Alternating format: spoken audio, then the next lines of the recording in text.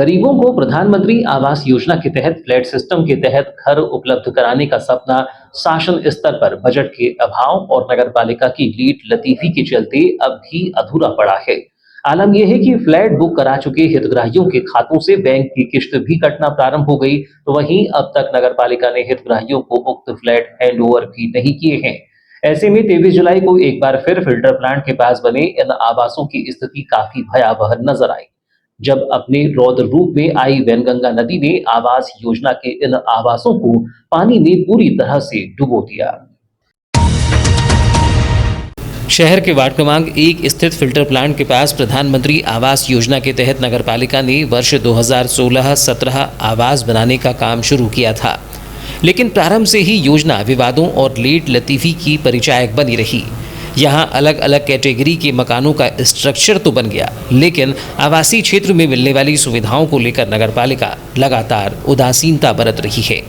यहाँ न तो सड़कें बनी, न गंदे पानी की निकासी के लिए सीवरेज सिस्टम बनाया गया है, न पानी की टंकी बन पाई है, न उद्यान, न बिजली का काम ही पूरा हो पाया है। जबकि वैनगंगा नदी के किनारे नागरिकों को नदी के मनोरम दृश्य दिखाने के उद्देश्य से बने ये आवास अब परेशानी का सबब बन गए हैं। यही वजह है कि हितग्राही योजना में दिलचस्पी नहीं दिखा रहे हैं। लोगों का कहना है कि फ्लैट सिस्टम में अगर इन सुविधाओं पर अब तक काम शुरू नहीं हुआ है तो फ्लैट की बुकिंग करना अनुचित होगा, जबकि हर साल बाढ़ में ये आवास जलमग्न हो रहे हैं, जिसके चलते कई तरह का खतरा भी बना हुआ है। 23 जुलाई को भी वैनगंगा नदी में आई बाढ़ के कारण प्रधानमंत्री आवास योजना अंतर्गत निर्माणाधीन आवास भवन बाढ़ के पानी से चारों ओर से घिर गए।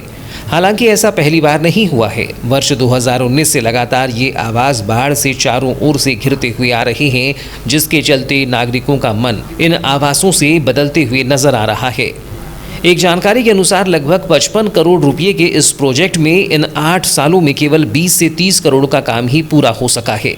इसके तहत अभी सिर्फ ठेकेदार ने कमरे बनाकर छोड़ दिए हैं, जहां अब तक कोई सुविधा नहीं पहुंच सकी है, जिसके चलते इन आवासों में इन्वेस्ट करने वाले हितग्राहियों की चिंता बढ़ने लगी है।